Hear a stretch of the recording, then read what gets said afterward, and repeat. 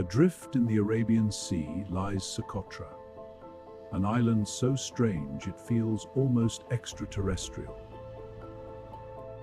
Separated from mainland Africa for millions of years, evolution here has followed its own extraordinary course. Dominating this landscape is the legendary dragon's blood tree, a tree unlike any other on Earth.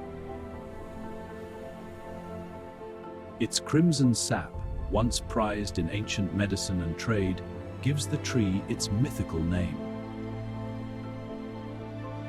Around it lives a remarkable array of species.